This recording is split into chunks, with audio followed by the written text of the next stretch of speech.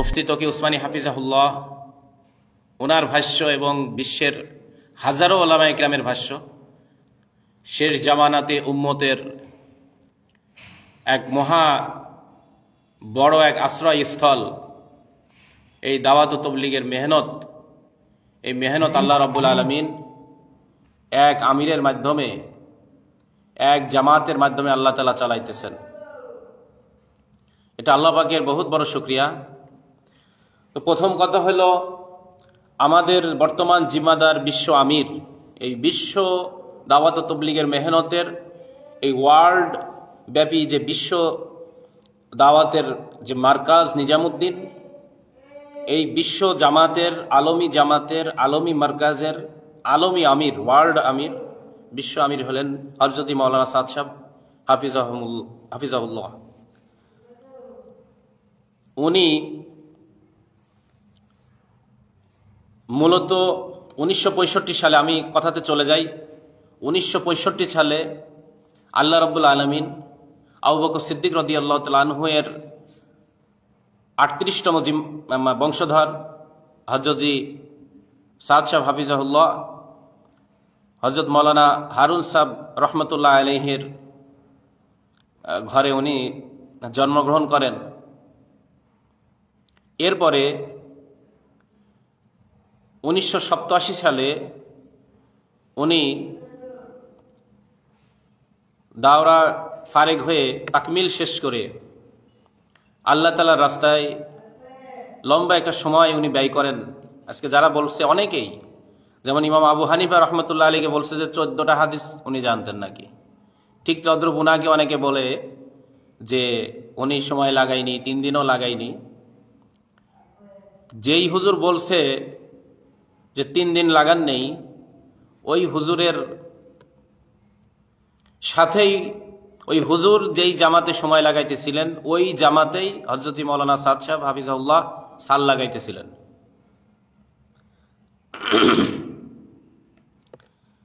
আল্লাহ রাব্বুল আলামিন 1993 সালে, আমি ঘটনাতে চলে যাই, আপনারা যারাই আছেন খুব গুরুত্বপূর্ণ দলিল ভিত্তিক হযরতের আমিরের ব্যাপারে আলোচনা, সবাই শেয়ার করে দিবেন ইনশাআল্লাহ। 1993 সালে হজের সফর, হযরত মাওলানা এনামুল হাসান রহমতুল্লাহ আলাইহি দাওয়াত ও তাবলীগের 3য় আমির, উনি হজের সফরে অনেক অসুস্থ হয়ে গেলেন, খুব অসুস্থ হয়ে গেলেন।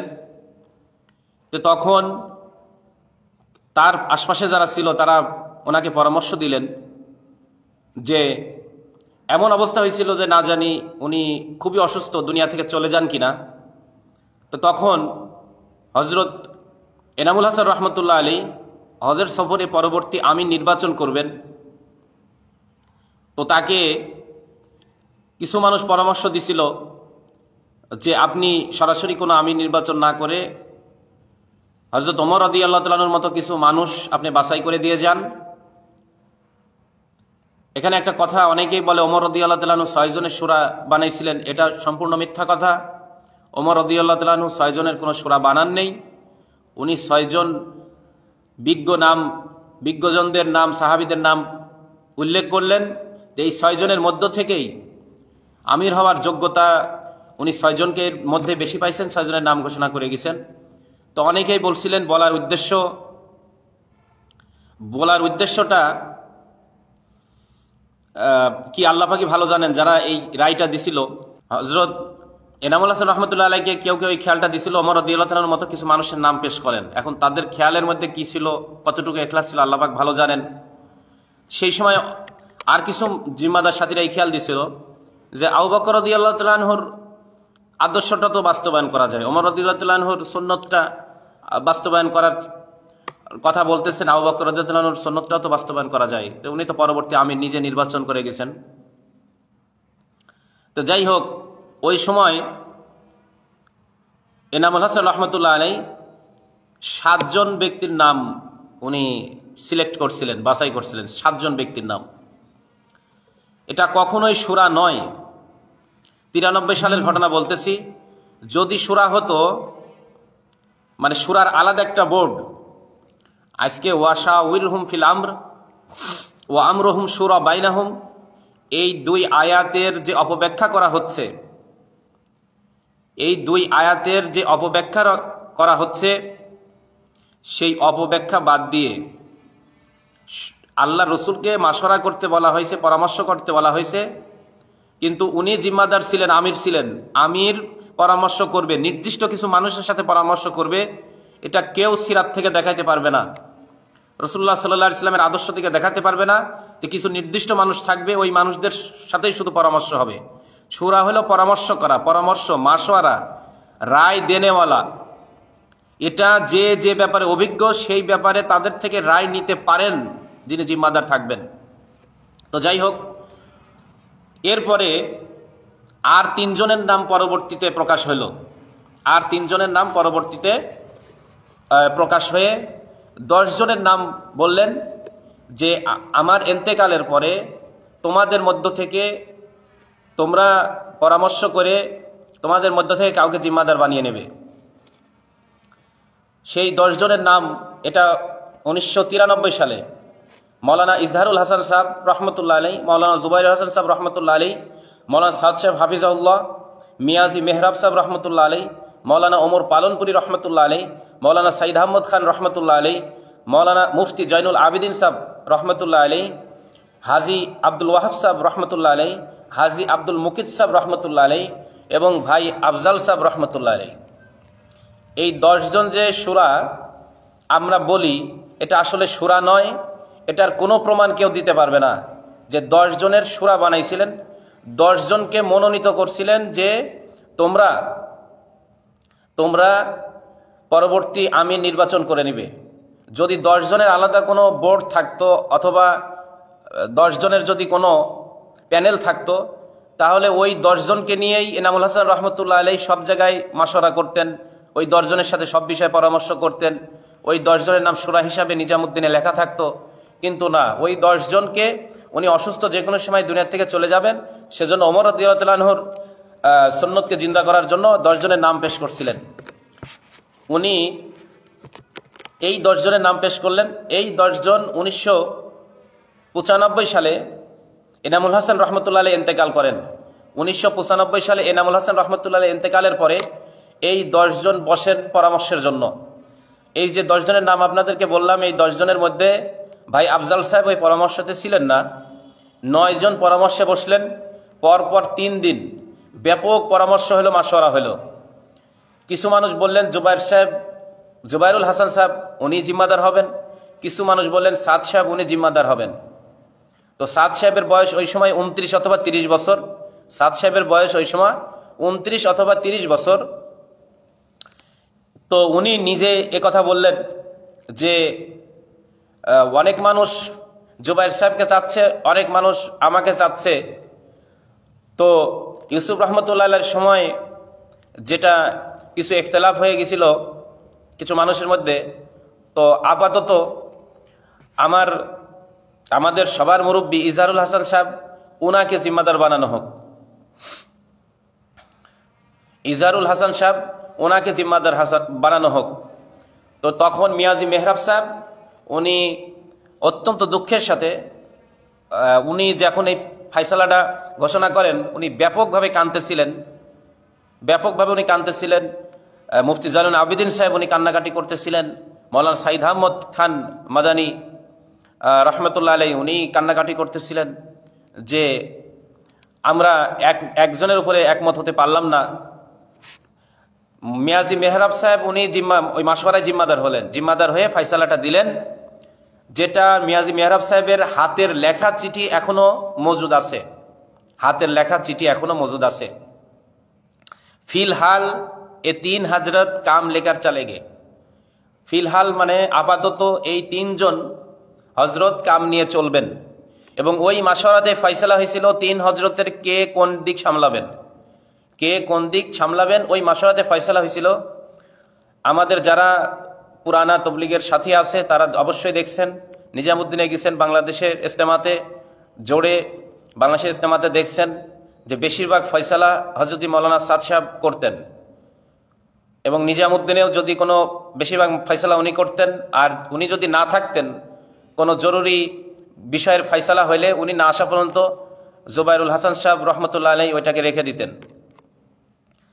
ওই সময় ভারতের উল্লেখযোগ্য একজন আলেম আশেক এলাহি বুলন্দ শহরি রহমতুল্লাহ আলাই, আশেক এলাহি বুলন্দ শহরি রহমতুল্লাহ আলাই কত বড় একজন বুজুর্গ, আপনারা সবাই নাম তো ওনার শুনছেন, সব ঘরানার মানুষ। উনি এটার ব্যাপকভাবে প্রতিবাদ করছিলেন যে ইমারতের বিপরীতে এটা হইতে পারে না, ইমারতের বিপরীতে, এক আমিরের বিপরীতে এটা হইতে পারে না। এরকম হিন্দুস্তানের অনেক বড় বড় ওলামা একরামরা এটা মেনে নেন নাই, কিন্তু আমাদের বড়রা ওই সময় যারা ছিল বলছিল যে এরকম সিচুয়েশন, আপাতত 3 হজরত এই কাম নিয়ে চলবেন। এবং যিনি ফাইসলা দিচ্ছিলেন মিয়াজি মেহরাব সাহেব, উনি অনেক কান্নাকাটি করছিলেন। 1995 সালে এই ফয়সালা হওয়ার পরে মৌলানা ইজারুল হাসান সাহেব উনি 1997-তে ইন্তেকাল করেন। দেখেন, আমরা আজকে এক শ্রেণীর মানুষ বলি কিন্তু যে ইব্রাহিম সাহেব উনি সাদ সাহেবের মুরব্বী, আহমদ লাট সাহেব উনি সাদ সাহেবের মুরব্বী, অথবা আরও অনেকের নাম আমরা বলি যে মুরব্বীদের থাকতে উনি একটা সিন্ডিকেট তৈরি করে জোর করে এখন নিজেকে আমির দাবি করতেছেন, উনি ওনার মুরব্বীদের সম্মান করেন না। এখন 1993 সালে আপনারা যে এই কথাটা বলে আমাদের বড়দের গায়ের উপর দোষ চাপাচ্ছেন, তার প্রমাণ এখন আপনাদের সামনে পেশ করি। 1993 সালে এনামুল হাসান রহমতুল্লাহ আলাই যে 10 জনের নাম পেশ করে গেলেন পরবর্তী আমির নিযুক্ত করার জন্য, ওই 10 জনের মধ্যে সাদ সাহেবের নাম দিছেন। ওই 10 জনের মধ্যে ইব্রাহিম সাহেব, আহমদ লাট সাহেবের নাম কিন্তু উনি দেন নাই। তাহলে ওই সময় যখন সাদ সাহেবের বয়স যখন 28-29 এরকম বয়স, এই এত অল্প বয়সে পরবর্তী যে চতুর্থ আমির কে হবেন, এজন্য এনামুল হাসান রহমতুল্লাহ আলাই যে 10 জনের নাম পেশ করছিলেন তার মধ্যে উনি সাদ সাহেবের নামকে রাখছিলেন। তাহলে এনামুল হাসান রহমতুল্লাহ আলাই 10 জনের মধ্যে সাদ সাহেবের নাম রেখে কি ভুল করছেন? এটা হলো প্রথম কোশ্চেন, প্রথম প্রশ্ন, যে উনি ওনার মুরব্বীদের মানেন না। ওনার মুরব্বীরা যারা আছে, ওনার উস্তাদ যারা আছে, তাদেরকে রেখে এনামুল হাসান রহমতুল্লাহ আলাই সাদ সাহেবের নাম ওই 10 জনের মধ্যে পেশ করছেন। সাদ সাহেবের নাম ওই 10 জনের মধ্যে পেশ করছেন এনামুল হাসান রহমতুল্লাহ আলাই। এইবার আসেন মিয়াজি মেহরাব সাহেব রহমতুল্লাহ আলাইয়ের জিম্মাদারিতে এই 10 জন ব্যক্তি, মিয়াজি মেহরাব সাহেব রহমতুল্লাহ আলাইয়ের জিম্মাদারিতে এই 10 জন ব্যক্তি 3 জনকে আপাতত কাম নিয়ে চলার জন্য ফয়সালা করলেন। 3 জন মিলে কাম নিয়ে চলবে এই জন্য ফয়সালা করলেন এই 10 জন ব্যক্তি। তাহলে এই 10 জন ব্যক্তি ইব্রাহিম সাহেব অথবা আহমদ লাট সাহেবের নাম, অথবা মৌলানা ইয়াকুব সাহেবের নাম, অথবা আরো অন্যান্য বয়স্ক যারা, তাদের নাম কেন রাখলেন না এই 3 জনের মধ্যে? এক তো এনামুল হাসান রহমতুল্লাহ আলাই আপনাদের কথা মতো, নাউজুবিল্লাহ, আল্লাহ মাফ করুক, এনামুল হাসান রহমতুল্লাহ আলাই ভুল করেছেন যে উনি সাদ সাহেবের নাম দিয়েছেন উস্তাদদের নাম বাদ দিয়ে। দ্বিতীয়ত, বিশ্বের এই 10 জন শীর্ষ তাবলীগের মুরব্বী যারা, তারা মিয়াজি মেহরাব সাহেবের জিম্মাদারিতে যে ফয়সালা হয়ে 3 জনকে সিলেক্ট করলেন, তাহলে এই 10 জনের মধ্যে মানে 9 জন মিলে যে 3 জনকে সিলেক্ট করলেন, এনারা কি তাহলে উনার মুরব্বীদের বাদ দিয়ে সাদ সাহেবের নাম 3 জনের মধ্যে নিয়ে আসছেন? দাওয়াত তাবলীগের কাজ চালানোর জন্য যোগ্যতা এবং যে একটা কোয়ালিটি থাকার দরকার ছিল বিধায় এনামুল হাসান রহমতুল্লাহ 1993 সালে ওনার নাম রাখছিলেন, এবং 1995 সালে এই 10 জন ব্যক্তি ওনার নাম 3 জনের মধ্যে রাখছিলেন। তাহলে আমরা যে আজকে বলতেছি যে উনি জোর করে আমির হয়েছে, এনামুল হাসান রহমতুল্লাহ আলাই ওনাকে যে 10 জনের মধ্যে দিলেন, এটা কি উনি জোর করে হয়েছিলেন? বয়স তো তখন কম ছিল। এরপরে এই 10 জন ব্যক্তি মিলে যে 3 জনকে বানাইলেন, এই 3 জনের মধ্যে কি উনি জোর করে ঢুকছিলেন? এরপরে 1997 সালে ইজালুল হাসান রহমতুল্লাহ আলাই মারা যান। যদি মনে করেন যে 10 জনের সূরা পূরণ করতে হবে, আজকে 30 বছর পরে এসে, 24 বছর পরে এসে 10 জনের সূরা পূরণ করতে হবে, এই কথা আমরা আজকে আওয়াজ তুলতেছি। ওই 10 জন 3 জনকে ফাইসাল বানায়ে, 3 জনকে জিম্মাদার বানায়ে ওই 10 জনের সূরাটা কি আর ছিল? এটা প্রমাণ দেন। ওই 10 জনের ওই সূরা কিন্তু আর ছিল না। এই 3 জন তখন কাজ নিয়ে চলছেন। 10 জন আমি নির্বাচন করার জন্য আসছিলেন, যদি সূরা হইতেন তাহলে নির্বাচন করার পরে ওনারা সূরা থাকতেন। কিন্তু এই 10 জন ব্যক্তি জিম্মাদার বানানোর পর, 3 জনকে বানানোর পরে ওনারা আর কর্মকাণ্ডের মধ্যে থাকেন নাই। স্পষ্ট প্রমাণিত যে ওই 10 জন আমি নিযুক্ত করার জন্য উনি বানায় গেছিলেন। এরপরে এই 3 জনের যদি হয়তো ধরলাম যে 3 জনের সুরা, তাহলে ইজারুল হাসান রহমতুল্লাহ আলাইহি 97 সালে দুনিয়া থেকে চলে গেলেন, আল্লাহ ওনার কবরকে নূর দিয়ে ভরে দেন, আমিন। তাহলে তখন কি মাশওয়ারা করে ওই 3 জনের স্থলে আরেকজনকে কি যোগ করা হয়েছে? যে একজন চলে গেছেন, এখন ওই 3 জনের স্থলে একজনকে যোগ করতে হবে? যোগ কিন্তু করেন নাই, যোগ কিন্তু করেন নাই। তো 2 জন মিলে 2014 সাল পর্যন্ত এর জুবাইরুল হাসান সাহেব রহমতুল্লাহ আলাইহি 2014-তে উনি মারা গেছেন। জুবাইরুল হাসান সাহেব রহমতুল্লাহ আলাইহি 2014-তে মারা যাওয়ার পরে 2015 সালে এই চক্রটা হয়। 2015 সালে এই চক্রটা হয়। এই 2015 সালে একটা জিনিস আপনাদের উল্লেখ করি, তবলিগের মাশওয়ারা কাকে বলে? আপনারা যারা জামাতে 3 দিনও সময় লাগাইছেন, দেখেন তবলিগের কোনো বিষয়ে উমর থাকে যে আজকে কি বিষয়ে মাশওয়ারা হবে, তাহলে মাশওয়ারার সেই বিষয়গুলো ওঠার পরে সেটা পরামর্শ হয়, জিম্মাদার ফায়সালা দেয় হবে কি হবে না, কিংবা জিনিসটা কেমনে হবে। কিন্তু মৌলানা তারেক জামিল সাহেবের যে একটা অডিও আছে, অডিও ভিডিও যেটাই বলেন, ওইটাও তো স্পষ্ট প্রমাণ মাশওয়ারার মধ্যে এটা নিয়ে কোনো কথা হয়নি। এটা একসময় একটা কথা উঠছিল, এটা ওখানেই বানচাল হয়ে গেছে। এরপরে ওনার ওই অডিওর মধ্যে কিন্তু আছে তারেক জামিল সাহেবের যে নিজামুদ্দিনের জামাত, এখানে একটা কথার গ্যাপ আছে, হলো নিজামুদ্দিন থেকে যে জামাত আসে ওই জামাতটা সাদ সাহেবের জিম্মাদারিতে নিজামুদ্দিন থেকে জামাত আসে।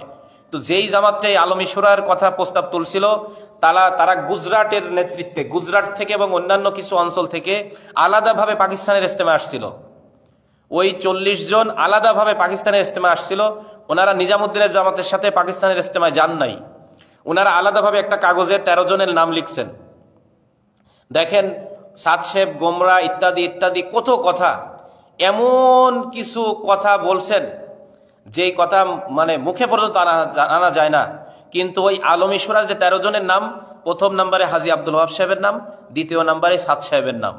তাহলে সাদ সাহেবের এত শত হাজারো ভুল, ওনার এত আকিদা বাতিল ইত্যাদি ইত্যাদি, কিন্তু আলমী শুরাতে ওনার 2 নম্বরে ওনার নামটা।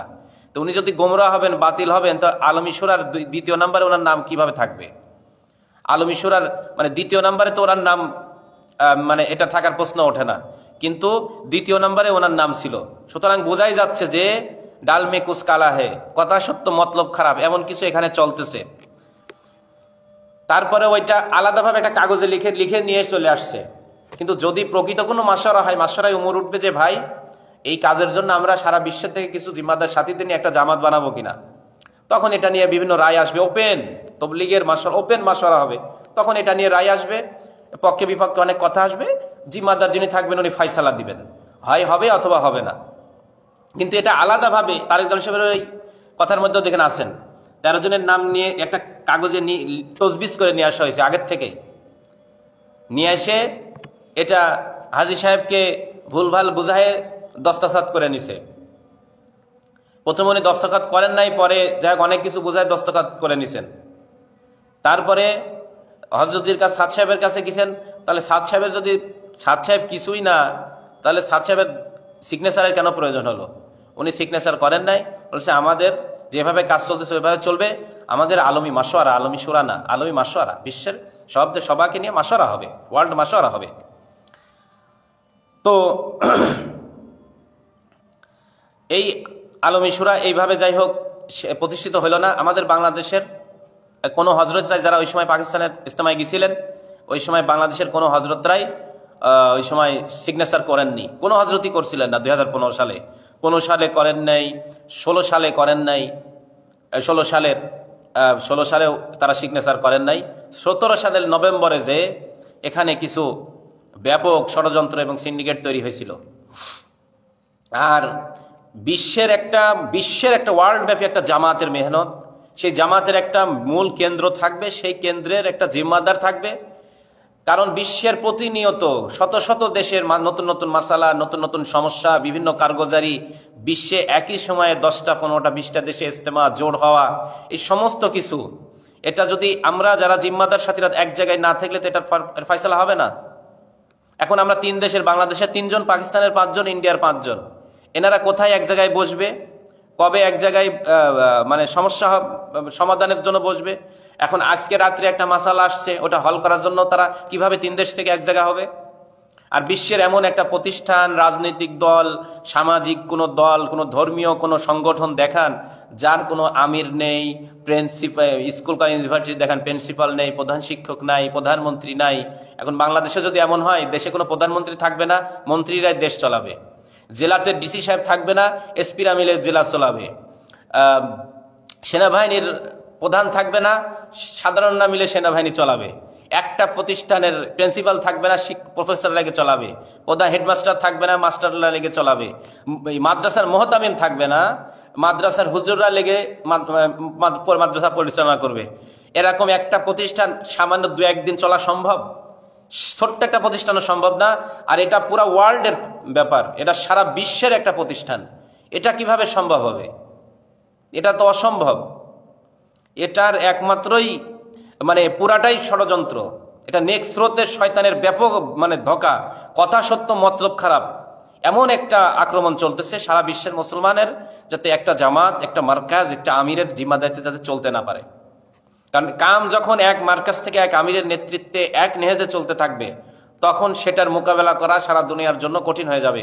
শয়তানের জন্য, ইবলিস শয়তানের বাহিনীর জন্য, সমস্ত বাতিলের জন্য সেটা কঠিন হয়ে যাবে। তো যাই হোক, তো এইরকম এই যে বাহির থেকে, নিজামুদ্দিনের বাহির থেকে জামাত যে একটা সিন্ডিকেট তৈরি করে এই কাজটা করে, যেটা মাওলানা তারিক জামিলের সাহেবের অডিওর মধ্যে আছে, একটা কাগজ আলাদাভাবে নিয়ে যাওয়া হয়েছে তজবিজ করে কিছু মানুষের নাম।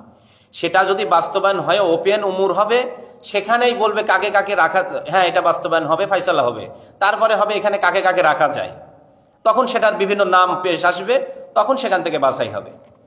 তো যাই হোক, মৌলানা সাদ সাহেবকে জিম্মাদার বানাইছেন 1993 সালে, ওই 10 জনের মধ্যে এনামুল হাসান রহমতুল্লাহ বানাইছেন। এরপরে মৌলানা সাদ সাহেবকে জিম্মাদার বানাইছেন ওই 10 জন ব্যক্তি, যারা এনামুল হাসান রহমতুল্লাহ যে 10 জনের নাম ছিলেন, ওই 10 জন ব্যক্তি বানাইছেন 3 জনের মধ্যে। এরপরে ইজালুল হাসান সাহেব 1997 সালে দুনিয়া থেকে চলে গেছেন, জুবাইরুল হাসান সাহেব 2014 সালে চলে গেছেন, এখন উনি বেঁচে আছেন। যুক্তি, তর্ক, দলিল, প্রমাণে এবং সিরাজ সুন্নতের দিক দিয়ে, সব দিক দিয়ে প্রমাণিত এবং সব দিক দিয়ে গ্রহণযোগ্য, এবং এটাই মানসম্মত এবং যুক্তিগত, এবং কোরআন সুন্নাহর আকলি, নকলি, নস এবং সিরাজ, হাবিদের আসার, খেলাফার জিন্দেগি, আসলাফদের তরিকা, সমস্ত কিছু দিক দিয়ে মজবুত দলিল, ইমারতের কোনো বিকল্প নাই। আমির ইচ্ছা করলে কিছু মানুষকে মানে বাছাই করে রাখতে পারে, এটা জায়েজ মুবা তরিকা।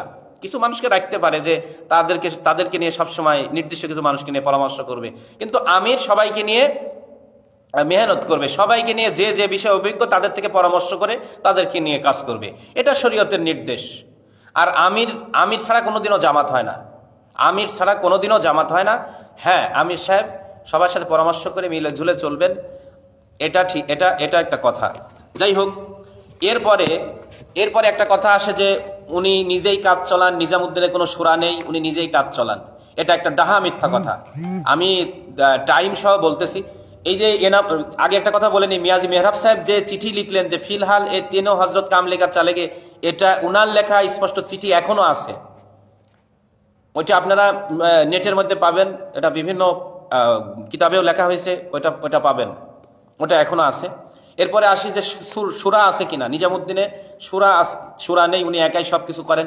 যারা নিজামুদ্দিনে গেছেন ইল্লা মাশাআল্লাহ, তারা কিন্তু স্পষ্ট বিষয়গুলা দেখছেন যে নিজামুদ্দিনে সবাই তাদের রায় পেশ করে, পরামর্শ দেয়, উনি বলে হ্যাঁ ঠিক আছে, আচ্ছা করো, এটা করো, দেখবেন অধিকাংশ এমন করে।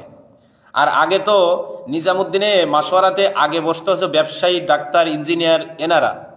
এখন ওলামা ইকরাম থাকলে বিশেষ এলান দিয়ে নিজামুদ্দিনে মাশওয়ারাতে ওলামাদের আগে বসানো হয়। যারা নিজামুদ্দিনে গেছেন বলেন আমার এই কথা ভুল কিনা, আপনারা তাহকিক করার জন্য যদি কেউ গিয়ে থাকেন তারা বলেন যে ভুল কিনা। এখন ওলামাদের আগে বসানো হয়, যে মাশওয়ারা রায় দেওয়ার হক ওলামা ইকরামদের আগে। এই যে ডিসেম্বর 2015 সালের নভেম্বরে ওই চক্রান্তটা হলো, সেটা বাস্তবায়ন হয়নি। তারপরে 2015 সালের ডিসেম্বর মাসের 6, 7, 8 পুরা ইন্ডিয়ার ওয়ার্ল্ড ওয়ার্কার মানে জিম্মাদার সাথীদের, পুরা ইন্ডিয়ার জিম্মাদার সাথীদের জোর ছিল নিজামুদ্দিনে। ইন্ডিয়ার সমস্ত প্রদেশের জিম্মাদার সাথীদের জোট ছিল নিজামুদ্দিনে। ওই সময় 7ই ডিসেম্বর বাদ মাগরিব হযরত মাওলানা সাদ সাহেব হাফিজাহুল্লাহ উনি নিজে বললেন যে আমি হাজী সাহেবের সাথে কথা বলে আসছি যে নিজামুদ্দিনেও একটা শুরা হোক। একথা ওনার সাথে পরামর্শ হয়েছে পাকিস্তানের ইজতেমায়। তো আপনাদের কাছে এখন এই মাশওয়ারা চাচ্ছি, রায় চাচ্ছি। আপনারা যেহেতু সবাই উপস্থিত আছেন, সমস্ত প্রদেশের জিম্মাদাররা, আপনি এই ব্যাপারে রায় দেন। তো সাদ সাহেবের রায় ছিল যে প্রত্যেক প্রদেশ থেকে 2 জন করে শুরার মধ্যে নেওয়া হোক। প্রত্যেকটা প্রদেশ থেকে জিম্মাদার সাথীদের 2 জন করে শুরার মধ্যে নেওয়া হোক। কিন্তু মৌলানা ইব্রাহিম দেওলা সাহেবের রায় ছিল, হাফিজাহুল্লাহর রায় ছিল যে নিজামুদ্দিনে যারা থাকে মুকিমিন হজরত, নিজামুদ্দিনে যারা থাকে মুকিমিন হজরত, এই মুকিমিন হজরতদের মধ্যেই শুরা বানানো হোক। আহলে রায় যারা দিবেন মুকিমিন হজরতের মধ্যে বানানো হোক, নিজামুদ্দিনে যারা থাকে। দেখেন নিজামুদ্দিনে যে শুরাটা আছে সেই শুরাটা ইব্রাহিম সাহেবের রায়ের উপরে সাদ সাহেব বানাইছেন। ইব্রাহিম সাহেবের রায়কে উনি এত মূল্যায়ন করছেন। সাদ সাহেবের রায় ছিল প্রত্যেক প্রদেশ থেকে 2 জন করে জিম্মাদার সাথীদের শুরার মধ্যে। আর উনি বলছেন যে ওনার রায় দিয়েছেন যে নিজামুদ্দিনে যারা মুকিমিন হজরত থাকে, যারা সারা বিশ্বের কাজ সামলায় সবসময় নিজামুদ্দিনে থেকে, এই মানুষদের জেহেনের মধ্যে তো বিষয়গুলো বেশি থাকবে, সুতরাং তাদের মধ্যে থেকে কেউ জিম্মাদার হোক। তো উনি এটাই ফয়সালা করছেন সাদ সাহেব যে ঠিক আছে, তাদের মধ্যে থেকে জিম্মাদার শুরা হজরত বানানো হোক। সবাই মিলে 2015 সালের 6, 7, 8 ডিসেম্বরের মাশওয়ারাতে সাদ সাহেব জিম্মাদার এবং 8 জনকে শুরা বানানো হয়। এই জিম্মাদার এবং শুরা মোট 9 জনের জামাত। সাদ সাহেব জিম্মাদার এবং 8 জন শুরা। এই 8 জন শুরা হলো মৌলানা ইব্রাহিম দেওলা সাহেব হাফিজাহুল্লাহ, মৌলানা আহমদ লাট সাহেব হাফিজাহুল্লাহ, মৌলানা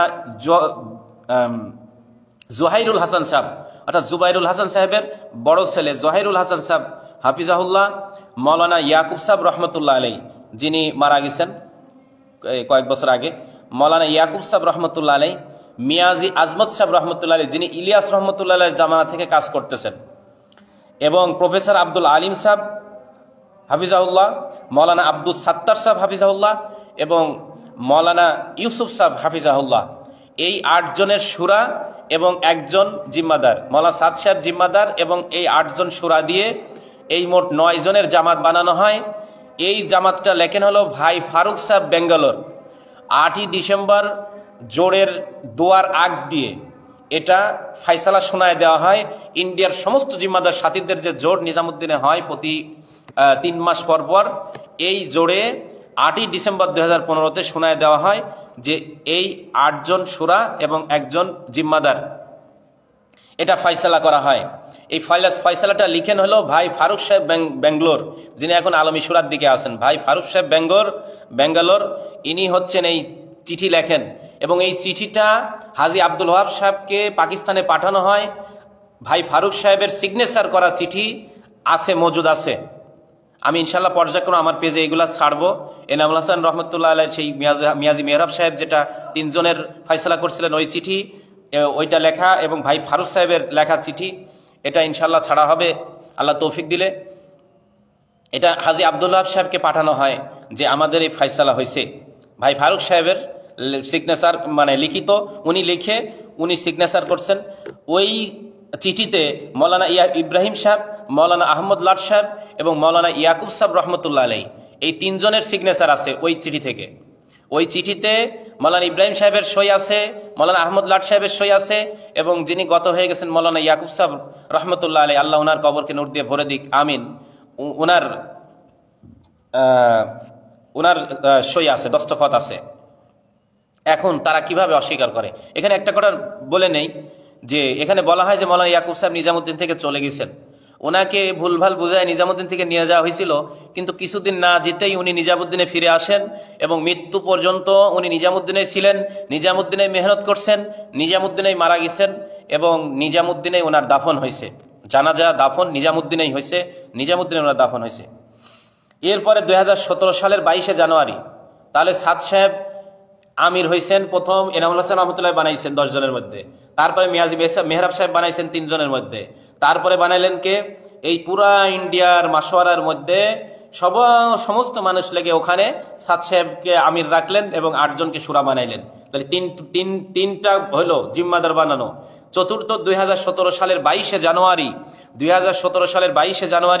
23শে রবিউল সানি মোতাবেক 1438 হিজরি 2017 সালের 22শে জানুয়ারি 23শে রবিউল সানি মোতাবেক 1438 হিজরি হযরত মৌলানা সাদ সাহেবকে সারা বিশ্বের 100-রও বেশি রাষ্ট্র, 100 অথবা 130 অথবা 150 এমন রাষ্ট্রের জিম্মাদার সাথীদেরকে সামনে নিয়ে ত্রঙ্গীর ইজতেমা মাঠে ওপেন পরামর্শ হয়ে, সেটা ওই সময় বাংলাদেশের ফাইসাল ছিলেন ভাই মৌলানা ফারুক সাহেব হাফিজাহুল্লাহ, উনি নিজে, ওনার সিগনেচার করা আছে বাংলাতে, ইংরেজিতে, উর্দুতে, কয়েক ভাষায় সেই চিঠি তর্জমা হয়ে সারা বিশ্বের মার্কাজগুলোতে পৌঁছানো হয়। মূল যে চিঠিটা ছিল ইংরেজিতে, ওখানে ওনার নিজের সিগনেচার আছে, সই আছে।